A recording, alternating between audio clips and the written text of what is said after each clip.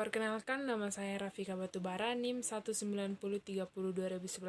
Di sini saya akan menjelaskan materi yang saya sukai dari lab produktivitas primer yang berjudul Produktivitas Sekunder Zooplankton. Saya menyukainya karena pada materi ini tidak terlalu ribet dan mudah dimengerti. Baiklah, yang pertama saya jelaskan adalah produksi sekunder. Produksi sekunder adalah bahan organik yang dihasilkan oleh organisme konsumen, sedangkan produktivitas sekunder adalah laju pemanfaatan bahan organik secara kimiawi oleh suatu organisme terhadap organisme pada tingkat tropik bawahnya. Produktivitas sekunder juga dapat diartikan yaitu banyaknya jaringan hewan yang diproduksi oleh suatu perairan pada unit waktu per unit luas, dan juga dapat dijelaskan bahwa produktivitas sekunder sesuai pengertiannya itu kemampuan suatu hewan invertebrata untuk memproduksi jaringan hewan pada unit waktu per unit luas. Adapun manfaat dari pengukuran produktivitas sekunder yaitu untuk dapat menduga potensi kalori dari produksi sekunder atau pada konsumen tingkat pertama ke trophic level berikutnya atau ke dekomposer.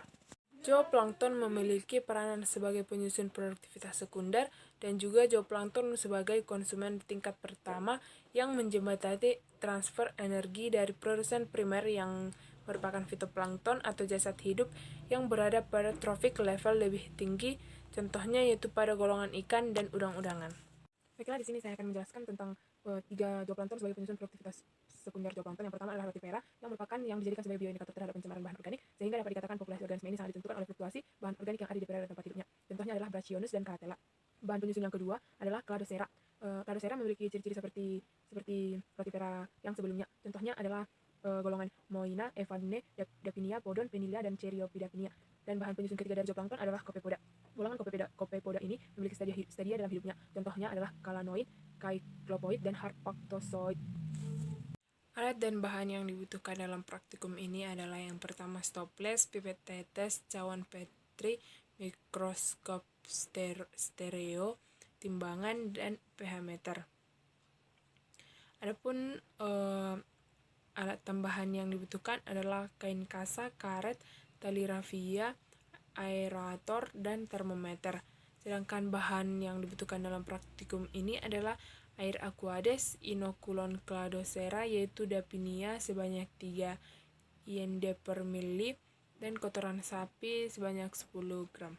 Prosedur kerja dalam praktikum ini yang pertama adalah stoples dibersihkan dan dikeringkan sebagai media ekosistem mikro. Yang kedua adalah timbang kotoran sapi sebanyak 10 mg masukkan ke dalam stoples yang telah berisi air aquades sebanyak 2 liter.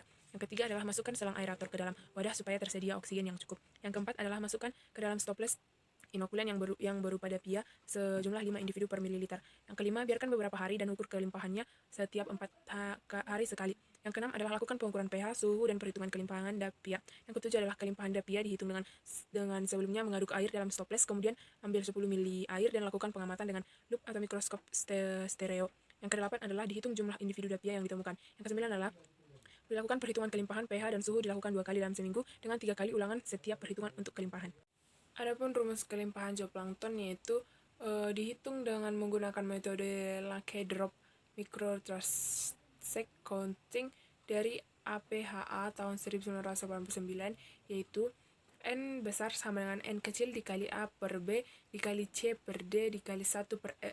Keterangannya adalah N besar itu jumlah total plankton dalam satuan IND per liter, N kecil adalah satuan individu per jumlah lapang pandang, A adalah luas gelas penutup 1500 mm², B adalah luas satu lapang pandang dalam 2405 mm², C adalah volume air tersaring dalam satuan mili, D adalah volume satu tetes di bawah gelas penutup dalam satuan mili, dan E adalah volume air yang disaring dalam satuan liter.